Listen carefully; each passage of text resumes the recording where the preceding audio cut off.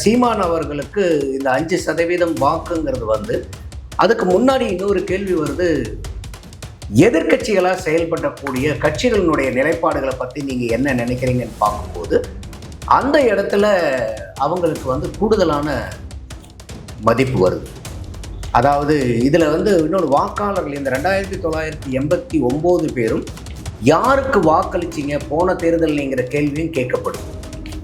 அதில் நாம் தமிழர் கட்சிக்கு வாக்களிச்சவங்க 10% பேர் இருக்காங்க. எடுக்கப்பட்ட சட்டமன்ற தொகுதிகள் 234 கிடையாது, வெறும் 32 தான். அப்போ அந்த சட்டமன்ற தொகுதியில் கூட 100 சட்டமன்ற தொகுதிகள்னால் அதில் நீங்கள் 14% சாம்பிளாக தான் எடுக்கிறீங்க. ஒட்டுமொத்த 234 எடுக்கல. அப்போ இது எந்த அளவுக்கு ஒட்டுமொத்த தமிழக மக்களினுடைய வாக்காளர்களுடைய குரலை வந்து இது எதிரொலிக்கிறது என்னுடைய ஒரு பார்வை. இப்போ பாருங்கள், இன்றைக்கி அந்த கோயம்புத்தூரில் அந்த பாலியல் வன்கொடுமை இந்த பெண்ணுக்கு அந்த ஏர்போர்ட்டுக்கு பின்னாடி நடத்துனாங்க பாருங்கள். இன்றைக்கி நாம் தமிழர் கட்சி வந்து சிறப்பாக அட்டகாசமாக செயல்பட்டு இருக்குது. போயிட்டு அங்கே வந்து அனுமதியே இல்லாத பாரை போய் அங்கே நடத்திட்டு இருக்கிறவங்க வந்து நாம் தமிழர் கட்சிக்காரங்க கொடியோடு போய் அவங்கள அந்த ஆளை வந்து அந்த ஆளை பார்த்துக்கிட்டு இருந்தாலும் யாரும் கை வைக்கல. இருந்தாலும் அவங்கள மரியாதையை நடத்தி கடையை திறப்ப சொல்லி உள்ளார இருந்து அனுமதி இல்லாமல் நடத்திக்கிட்டு இருந்த பாட்டிலு மிக்சரு அங்கே பூரா ஒரு அனுமதியே இல்லாமல் பார் நடத்திக்கிட்டு இருந்திருக்காங்க. அதையெல்லாம் கொண்டாந்து வெளியே போட்டு உடைச்சு படம் எடுத்து இன்னைக்கு சமூக வெளியில பெரிய வைரல் ஆயிட்டு. அப்ப இந்த அரசியல் என்னன்னா,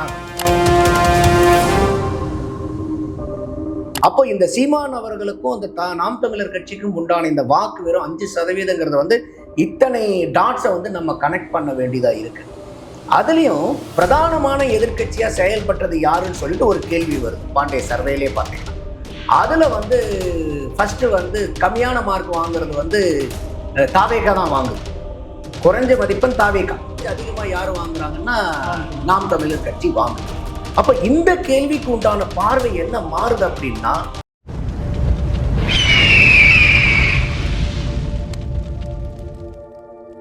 அரசியல் கருத நேயர்களுக்கு வணக்கம். இன்று நம்மோது இணையும் சிறப்பு வந்து அரசியல் திறனாய்வாளர் திரு நந்தகுமார் அவர்கள்.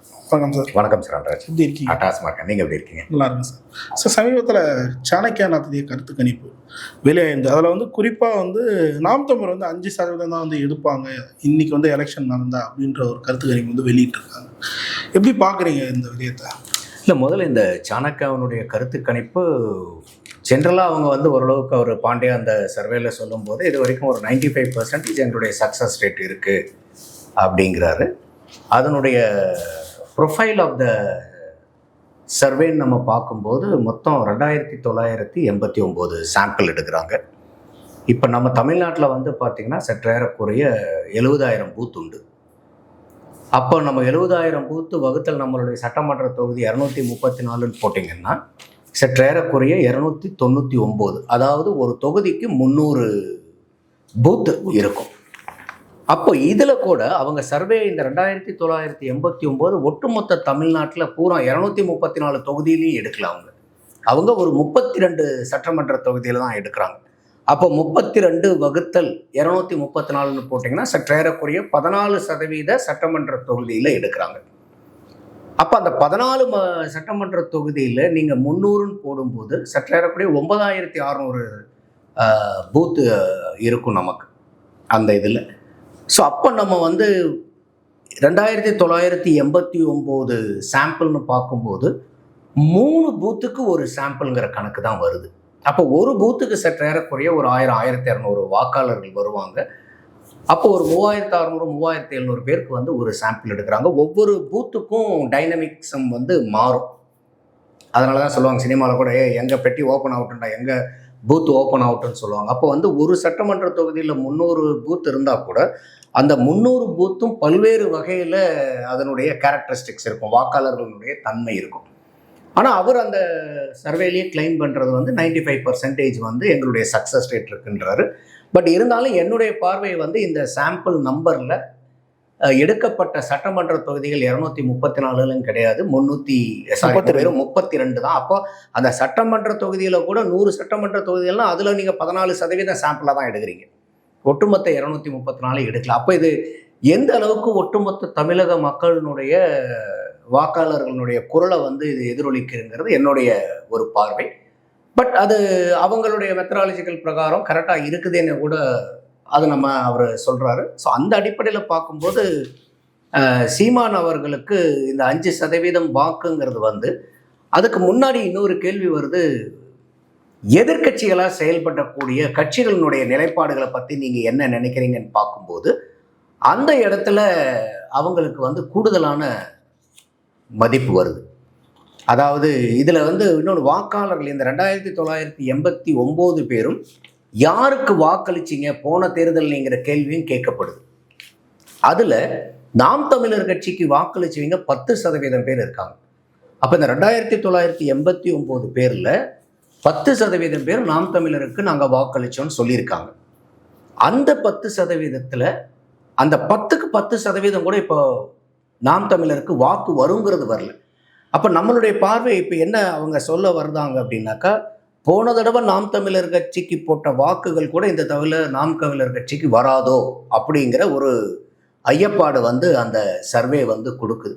அதனால தான் நான் சொன்னேன், இது எந்த மாதிரி இந்த ப்ரொஃபைலிங் ஆஃப் த சர்வேங்கிறத நான் முதல்ல விளக்கி சொன்னேன். அப்போ இது ஒட்டுமொத்த தமிழகத்தினுடைய எதிர்குரலாக இருக்குமா, எதிரொலிக்கிற குரலாக இருக்குமாங்கிறது என்னுடைய ஒரு பார்வையாக நான் வைக்கிறேன். ஸோ அப்போ இந்த இடத்துல போன தடவை நாம் தமிழர் கட்சிக்கு போட்டீங்க 10%, இந்த தடவை நீங்கள் யாருக்கு போடுவீங்கிற போது 5% போது அதுலேயே வந்து ஒரு பாதிக்கு பாதி குறையுது. இது ஒரு பக்கம் இருந்தாலும் இந்த கருத்து கணிப்பில் வந்து அவங்க விஜயனுடைய, அதாவது கரூரினுடைய இன்சிடெண்ட்டுக்கு அப்புறம் தான் இதை எடுக்கிறாங்க. அப்போ அதை கரூர் இன்சிடெண்ட் சார்ந்த கேள்விகளும் இதில் வருது. அப்போ அந்த சர்வே எடுத்தவங்களுக்கு அந்த கரூரினுடைய இன்சிடெண்ட்டையும் அதில் ஒரு மனசில் வச்சு பதிஞ்சிருப்பாங்க. அதில் இன்னொரு கேள்வி என்ன குறிப்பாக கேட்க, நான் எதுக்காக இதெல்லாம் விளக்கி சொல்கிறேன்னா, கனெக்டிங் த டாட்ஸ், எதனால் எது எப்படி வந்து ரிஃப்ளெக்ட் ஆகுதுங்கிறத நான் ஒரு அனாலிசிஸ் பண்ணுறேன். அப்போது இந்த இடத்துல வந்து இந்த கரூர் இன்சிடெண்ட்டில் வந்து எப்படி வந்து நடந்துக்கிட்டு அப்படின்னு சொல்லிட்டு தாவேகா மேலே எத்தனை சதவீதம் குறைபாடுகள் இருக்குது, இல்லை திமுக மேலே எத்தனை குறைபாடுகள் இருக்குது, மற்றது ஒன்றும் சொல்ல முடியலைங்கிறது எத்தனை பேருங்கும் போது தாவேகா மேலே 26%, அதுக்கு அடுத்தது வந்து பார்த்திங்கன்னா திமுக அதை விட அதிகமான சதவீதம் வந்து அவங்களுடைய பொறுப்பு தான் வருது, சொல்ல முடியலைங்கிறது ஒரு 44 சற்றேறக்குறைய வருது. அப்போ பொதுமக்களுடைய பார்வையில் வந்து இதே கருத்தை நான் வந்து பல நேர்காணல்களில் சொல்லியிருக்கேன். ஒரு கரூர் இன்சிடெண்ட்டில் நடந்ததுக்கு வந்து அதுக்கு அடுத்த நாளே ஒரு டிபேட் நடக்குது ஒரு லைவ் சேனலில். அப்போ யாருக்கு பொறுப்புன்றாங்க, இது நான் சொன்னேன், இது யாருக்கு பொறுப்புன்னு இல்லை, யார் யாருக்கெல்லாம் பொறுப்புன்னு தான் கேட்கணும், இது வந்து ஒரு கூட்டு பொறுப்பு. அப்புறம் பல இடத்துல நடந்த நேர்காணலில் நான் சொல்லியிருக்கேன், இன்னைக்கு இந்த கரூர் சம்பவத்துக்கு வந்து 100% காரணமாக இருக்குதுன்னா அதில் விஜய்க்கோ அவங்க தாவேகா கட்சியை சார்ந்தவங்களுக்கோ ஒரு 25% தான் அவங்களுடைய பங்கீடு. மீதி பெரும்பான்மையான 75% பொறுப்பு யாருக்குன்னா அரசாங்கத்துக்கு, காவல்துறைக்கு, மாவட்ட நிர்வாகத்துக்கு, ஐபிக்கு, பொதுமக்களுக்கு எல்லாத்துக்கும் சேர்ந்து மீதி 75% இருக்குன்னு சொல்லியிருந்தேன். அதே இந்த சர்வேல பார்த்தீங்கன்னாக்கா தாவேகா மேலே குறைபாடுகள் எவ்வளோங்கிறதுல 26%. நான் சொன்னது 25, அந்த சர்வேல வந்தது 26. சற்றேறக்குறைய என்னுடைய அணுகுமுறைக்கு அது ஒத்துப்போகுது. அப்போ அந்த இடத்துல நாம் தமிழர் கட்சி வந்து ஃபஸ்ட்டு டைம் வந்து சீமான் போயிட்டு, தம்பிக்கு நம்மளை விட 2 மடங்கு வலியும் வேதனையும் இருக்கும், அதனால் அவரை நம்ம குற்றம் சொல்ல முடியாது, அதே மாதிரி காவல்துறையும் நம்ம குற்றம் சொல்லிடக்கூடாது அப்படின்னு சொல்லிட்டு 2 பக்கத்தில் இருக்கக்கூடியதையும் 2 பேருக்கு பக்கமும் தப்பு இல்லைங்கிற மாதிரி பேசிட்டு வந்துடுறாரு. அவர் பேசிட்டு வந்தால் கூட நாம் தமிழர் கட்சியில் இருக்கக்கூடிய மக்கள் மற்ற எந்த கட்சி வந்து விஜய் அவர்களையோ தாவேகாவையோ விமர்சனம் செய்கிறத விட நாம் தமிழர் கட்சிக்காரங்களுடைய விமர்சனம் வந்து ரொம்ப ஓங்கி ஒழிச்சது. அதுக்கப்புறம் விஜய் அவர்களுடைய வீடியோ வந்துச்சு. அந்த வீடியோ வந்ததுக்கப்புறம் சீமான் அவர்களுடைய ஸ்டாண்டும் அவர் மாற்றிட்டார். அவர் இன்னும் குறிப்பாக சொல்ல போகணும்னா, இவர் வந்து விஜய் சரியான அவருடைய வருத்தத்தை கடத்தலை, நானாக இருந்தேன்னா எப்படி சொல்லியிருப்பேன் அப்படின்னு சொல்லிட்டு அவர் நடித்து காட்டுற அளவுக்கு போயிட்டார். ஒரு கட்சியினுடைய தலைவர் சீமானாக இருக்கிறவர் திடீர்னு இயக்குனர் சீமானாக மாறி அவர் எப்படியெல்லாம் அவர் வந்து சொல்லியிருக்கணும் அப்படிங்கிற அளவுக்கு போயிட்டார். அதிலே கூட சொல்கிறாரு, சிஎம் சாரெல்லாம் சொல்லக்கூடாது, அதே தான் ஒரு அவமரியாதை அப்படிங்கிறாரு. அதில் எனக்கு உடன்பாடே இல்லை. சிஎம் சார்னா என்ன, சிஎம்னா முதல்வர், சார்னா ஐயா. முதல்வர் ஐயாங்கிறது எங்கேயாவது கெட்ட வார்த்தையாது? இதை விட ஒரு மரியாதை என்ன சொல்ல முடியும்? சிஎம் சார்ன்றோம், எம்எல்ஏ சார் வந்தாரான்னு கேட்குறோம், கலெக்டர் சார் வந்தாரான்னு கேட்குறோம், எஸ்பி சார் வந்தாரான்னு கேட்குறோம், ஜட்ஜு சார் வந்தாரான்னு கேட்குறோம், சார் வந்துட்டாரான்னு கேட்குறோம். அப்போ சிஎம் சாருங்கிறது வந்து கெட்ட வார்த்தையா? இப்போ நம்மளே இப்போ எனக்கு சீமான் மேலே மதிப்பு மரியாதை உண்டு, அது உங்களுக்கும் தெரியும். இப்போ இந்த இந்த சிஎம் சார்ன்னு சொல்றதே ஒரு அவமரியாதைனா, சீமான் அவர்கள் எவ்வளோ வார்த்தைகள் எவ்வளோ வார்த்தைகள் எல்லாம் எவ்வளோ பச்சை பச்சையாக பேசியிருக்காருங்கிறதெல்லாம் ஒட்டுமொத்தமாகவே தெரியும். அப்போ அவர் அந்த விஜயனுடைய வீடியோ வந்ததுக்கு அப்புறம் அவர் பேசினது வந்து எனக்கே வந்து அது ஏற்புடையதா இல்லை. அதை நான் பல இடத்துல வெளிப்படுத்தி இருக்கேன். அப்போ அதுக்கப்புறமா இவங்க போட்டு போட்டு போட்டு அவங்க தாவேக்காவை அடிக்கும் போது அப்பயே நான் சொன்னேன், இல்லை இது அவங்களுடைய ஸ்ட்ராட்டஜிக்கல் பிளெண்டர், அவங்க வந்து ஸ்ட்ராட்டஜிக்கலாகவே மிஸ்டேக் பண்ணுறாங்க. அதாவது தாவேக்கா என்ன இது நாம் தமிழர் என்ன நினைக்கிறாங்க அப்படின்னா, ஓகே நம்ம வந்து இப்போ வந்து விஜய் அவர்கள் உள்ளார வரனால இளைஞர்களுடைய வாக்கை வந்து அவங்க பறிச்சுட்டு போயிடுவாங்க. அப்போ ஏதாவது ஒரு வகையில் வந்து விஜயை வந்து அம்பலப்படுத்தணும், விஜயத்துக்கு வந்து யாருன்னு காமிக்கணும் அப்படிங்கிற அது ஒரு ஸ்ட்ராட்டஜியாக எடுக்கிறாங்க. அவங்க எடுத்து அவங்கள பண்ணணும். அப்போ வந்து பெருவாரியான இளைஞர்கள் நம்ம விட்டு போகிறவங்கள நிற்பாங்க, அவர் பக்கம் போகலாங்கிறவங்களும் யோசிச்சுட்டு நம்ம பக்கம் வருவாங்கங்கிறத எடுக்கிறாங்க. ஆனால் இது சரியான ஸ்ட்ராட்டஜி இல்லை.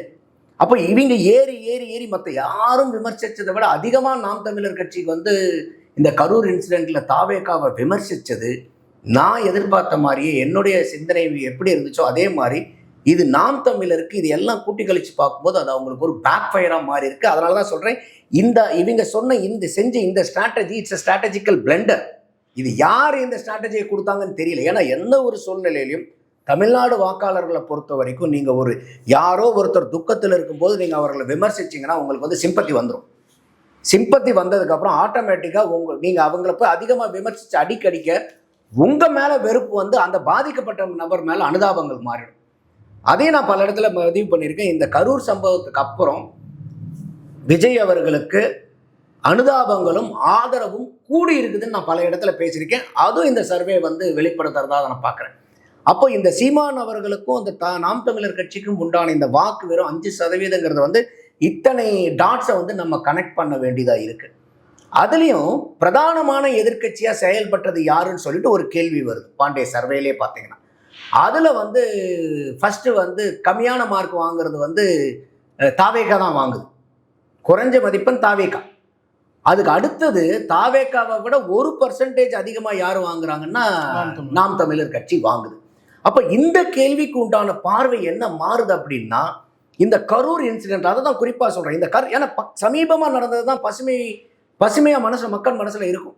அப்போ இந்த சூழ்நிலையிலையும் நீங்கள் விஜயவோ தாவேக்காவையோ போட்டு இந்த அளவுக்கு நாம் தமிழர் கட்சியில் இருக்கிறவங்க போட்டு அடின்னு அடிக்கும் போது அவங்களுக்கு பொதுமக்களுடைய பார்வைக்கு என்ன தெரியுதுன்னா, இல்லை இவங்க வந்து ஆளுங்கட்சியை இவங்க எதிர்க்கல, ஆளுங்கட்சியை எதிர்க்கிறதுல சிறப்பாக செயல்படலை, தாவேக்காங்கிறது ஒரு புது என்ட்ரி, அந்த புது என்ட்ரி அடிக்கிறதுல தான் இவங்க மும்முரத்தை காமிச்சிருக்காங்களே ஒழிய திமுகவை விமர்சிக்கிறதுல அந்த இடத்துல கோட்டை விட்டுட்டாங்களோ. ஏன்னா இப்போ வந்து சில இடத்துல சொல்கிறாங்க இல்லை அரசாங்கமும் தான் பொறுப்புன்னு இப்போ சொல்கிறாங்க நாம் தமிழர் கட்சிக்காரங்க. டிபேட்டில் உட்காரும் போது கூட எனக்கு தெரிஞ்ச நண்பர்களே சில பேர் ஆமாங்க அவங்களுக்கு தான் பொறுப்பு இருக்குன்னு இப்போ சொல்கிறாங்க.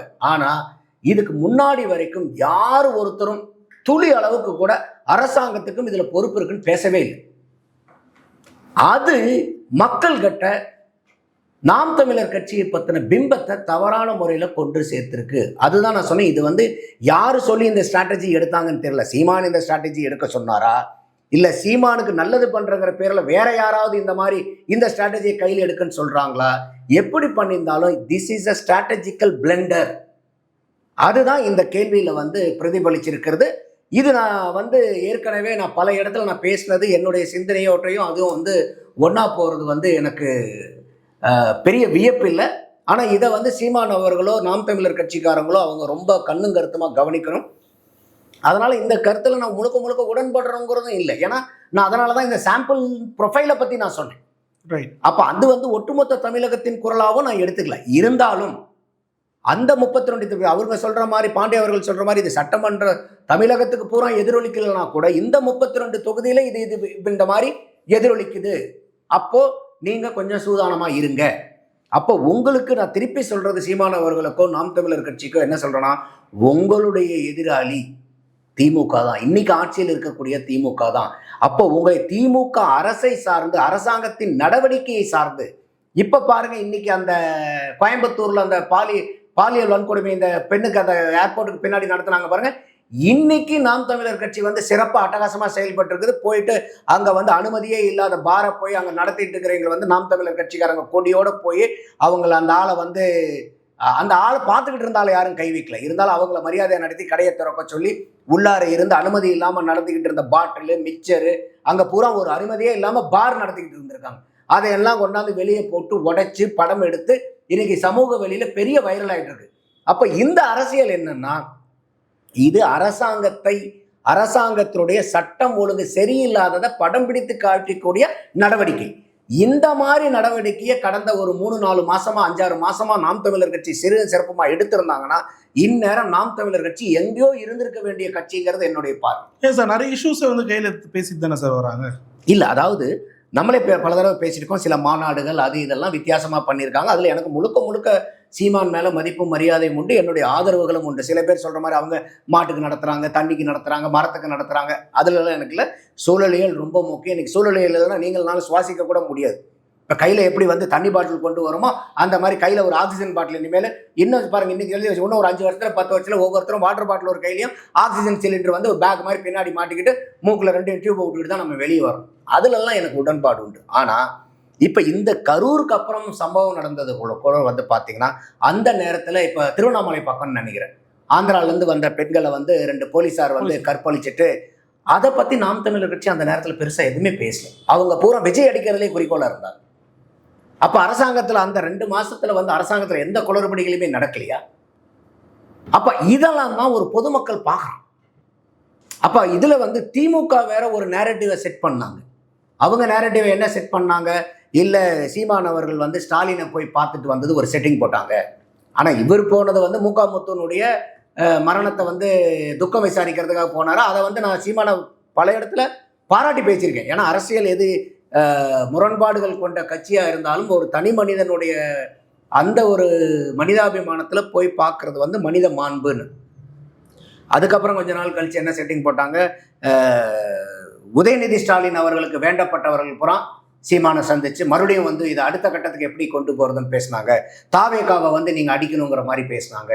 இது ஒரு ஜோடனை. அதுக்கப்புறம் வந்து ஒரு 2 வாரம் 3 வாரம் கழிச்சு வந்து பார்த்தீங்கன்னாக்கா அவருடைய மருமகனை, முதல்வருடைய மருமகனை வந்து இவர் சந்திச்சு பேசினதாகவும் அதில் ஒரு டீல் ஏற்பட்டதாகவும் அவங்களுக்கு வந்து சட்டசபைக்கு வேற யார் போகிறாங்களோ இல்லையோ சீமானை வந்து சட்டசபைக்கு அனுப்புகிறோம், அதுக்காக வந்து தாவேகா மேலே இருக்கக்கூடிய எதிர்ப்பை இன்னும் அடுத்த கட்டத்துக்கு எப்படி நவுத்திட்டு போகணுங்கிற ஒரு அப்போது அவங்க அந்த சைட்லேருந்து எப்படி காய் நவுத்துறாங்க பாருங்க. அப்போது இது திமுக எவ்வளோ வந்து ஒரு ஸ்ட்ரக்சர்டாக அவங்க எந்த மாதிரி வந்து ஒரு நெரேட்டிவை வந்து ஒரு பொது வெளியில் கிரியேட் பண்ணிட்டு இருக்காங்க. அது வந்து தெரிஞ்சோ தெரியாமலோ சீமான் அவர்களும் நாம் தமிழர் கட்சிக்காரங்களும் அந்த வலையில சிக்கி இருக்கிற மாதிரி தான் அவங்களுடைய செயல்பாடுகள் வந்து இருந்ததுங்கிறது மக்களுடைய பார்வையாக இந்த சர்வேல வந்து பிரதிபலிக்குது.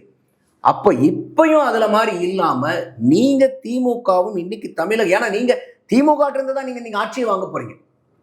அப்போ இன்னைக்கு ஒரு வாக்களிக்கிறவன் என்ன பார்ப்பான்? சரி, எனக்கு இப்போ இன்னைக்கு வர்றது வந்து யார் வேணுங்கிறத விட இன்னைக்கு திமுக வேண்டாங்கிறது தேர்தல். வேணுமா வேண்டாமா? திமுக அடுத்த தடவை வேணுமா வேண்டாங்கிற மாதிரி தேர்தல். அப்போ ஓகே, திமுக வேண்டாம்னாக்கா திமுகவுக்கு பதிலாக திமுகவுக்கு வந்து யார் வந்து மாற்று அப்படிங்கிறத மக்கள் யோசிக்கக்கூடிய சூழ்நிலையில் தேர்தல் இருக்கு. அப்போ நீங்கள் இந்த இடத்துல உங்களுடைய தாக்குதல், உங்களுடைய பிரச்சாரம், உங்களுடைய எதிர்ப்பு அரசியல் போலாம் திமுக எதிர்ப்பு அரசியல் தான் பிரதானமாக இருக்கணும். அந்த இடத்துல இந்த சமீப காலமாக வந்து நாம் தமிழர் கட்சி வந்து இந்த தாவேகாவையும் இந்த கரூர் இன்சிடென்ட்டையும் அந்த அணில் அது இது என்னென்னலாம் அதில் காமிச்ச முனைப்பை வந்து இந்த திமுக அதுக்கு முன்னாடி திமுகவை பலமாக எதிர்த்துட்டு இருந்து அதிலிருந்து டைலூட் பண்ணி அவங்களுடைய என்ன சிதறல்களாக இங்கே வந்துட்டனால வந்தக்கூடிய பலன் அட்லீஸ்ட் இதை அவங்க பார்க்க நேர்ந்துச்சுன்னா இந்த காலனுடைய அவங்கள கரெக்டாக டக்குன்னு குயிக்காக சீர்திருத்திட்டு அவங்களுடைய ஸ்ட்ராட்டஜியை மாற்றி இந்த மாதிரி ராங் ஸ்ட்ராட்டஜிக்குள்ளார போகாமல் இன்னும் 6 மாதம் இருக்குது. இன்னும் திமுக அவனுடைய அரசியல், அவங்களுடைய மக்கள் விரோத செயல்கள் எல்லாம். ஏன்னா இன்னைக்கு அதே சர்வேல வந்து பார்த்தீங்கன்னாக்கா யார் அதிகமாக எதிர்கட்சியாக செயல்படுறாங்கங்கும் போது தாவேகா அதுதான் கீழ்நிலையில் இருக்குது.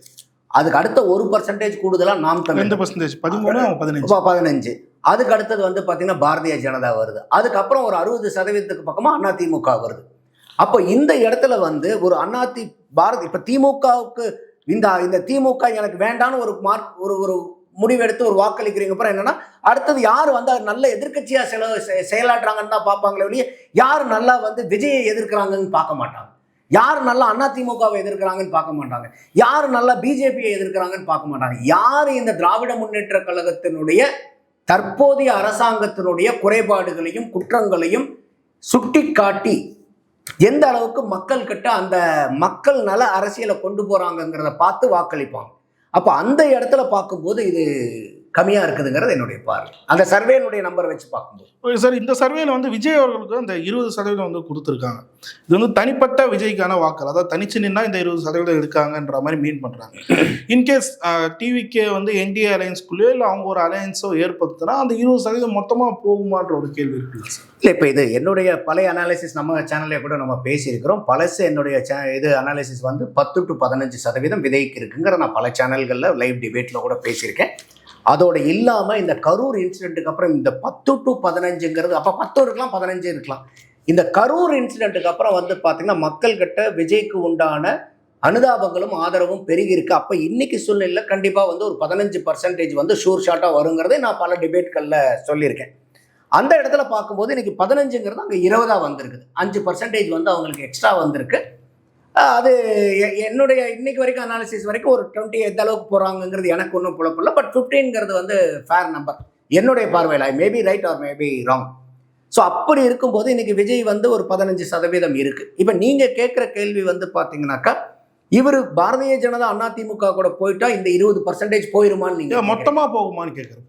மொத்தமாக ட்ரான்ஸ்ஃபர் ஆகுமான்னு சொல்லி, அதாவது வந்து பார்த்தீங்கன்னா எப்பயுமே நீங்கள் ஒரு கூட்டணின்னு ஒன்று சேரும்போது அந்த கூட்டணி, இப்போ உதாரணத்துக்கு விஜயின் தனிப்பட்ட முறையில் பார்க்கும்போது அந்த 20% அந்த சர்வேல வர 20%த்தில் சில சிறுபான்மையினருடைய வாக்கும் இருக்கும். உதாரணத்துக்கு சொல்லணும்னா முஸ்லீம்களுடைய வாக்குகள் இருக்கும்.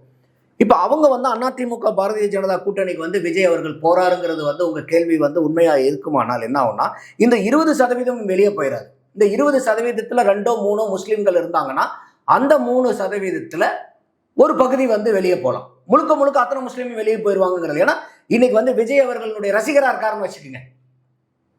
இப்போ ஒரு அந்த முஸ்லீம் சமூகத்தை சார்ந்தவர் வந்து அதில் டைஹார்ட் ஃபேனாக இருக்காருன்னா அவர் வந்து உடனே இல்லை இவர் வந்து பாரதிய ஜனதா கூட போயிட்டாரு அதனால இவருக்கு நான் போட மாட்டேன்னா போக மாட்டாங்க.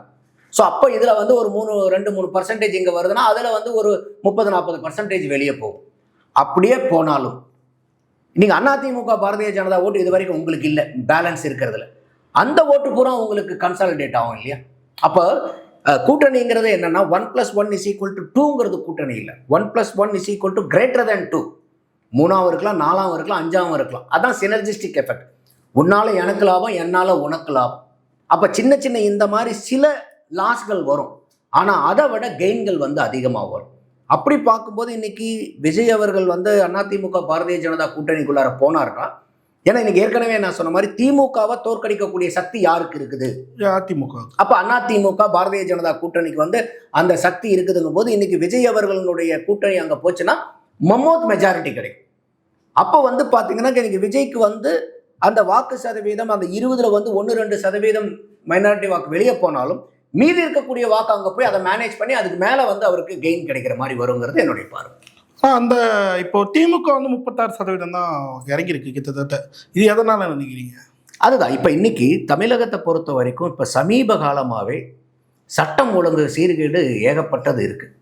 அது நம்ம இப்படி தான் சொல்லணுங்கிற அவசியம் இல்லை. இப்போ உதாரணத்துக்கு நம்ம இப்போ பேசுகிற மாதிரி கோயம்புத்தூரில் ஒரு நைட்டு வந்து ஒரு ஆண் நண்பரோட பேசிக்கிட்டு இருக்காங்க காரில்.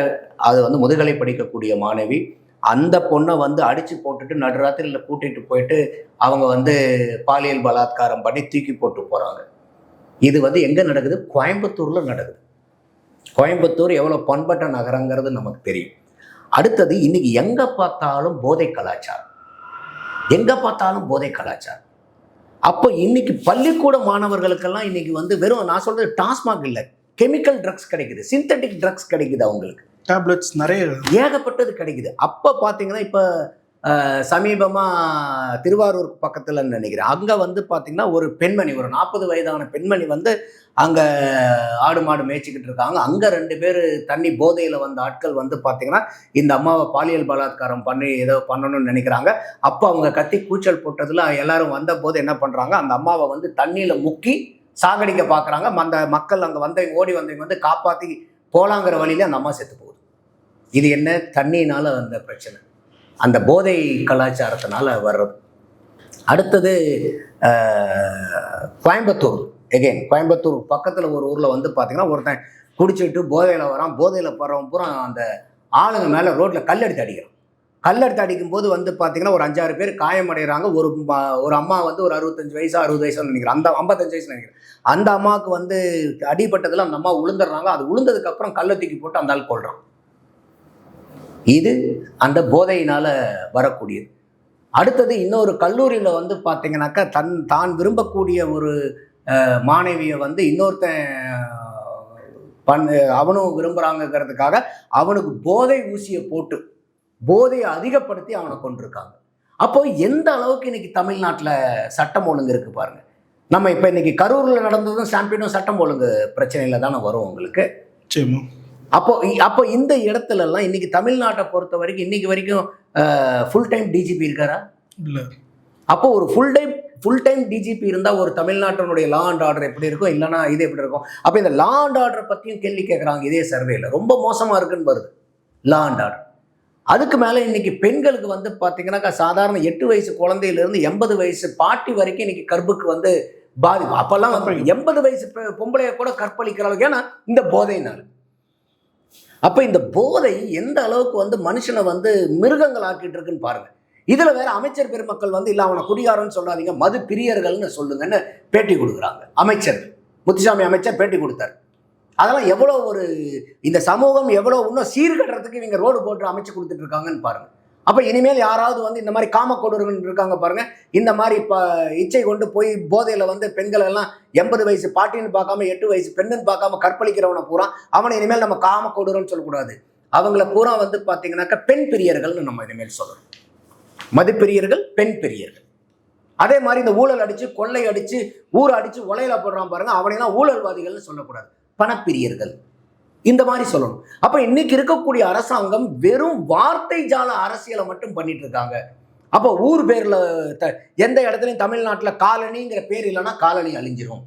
அதே மாதிரி தெருப்பெயர்ல வந்து சாதி பெயர் இல்லைன்னாக்கா சாதி அழிஞ்சிரும். ஆனா வந்து ஜிடி நாயுடுவுக்கு பாலம்னு சொல்லிட்டு ஒரு பெரிய பாலத்துக்கு வந்து நாயுடுங்கிற அப்போ வந்து திகாவாகட்டும் திமுகவாகட்டும் கூட்டணி கட்சிக்காரங்களாகட்டும் வரிஞ்சு கட்டிட்டு வந்து நாயுடுன்னு சொல்லலாம். எப்படிங்க அவருக்கு வந்து அடையாளம்? ஐயா ஜிடின்னு சொன்னா வேற யார் இருக்கா தமிழ்நாட்டில்?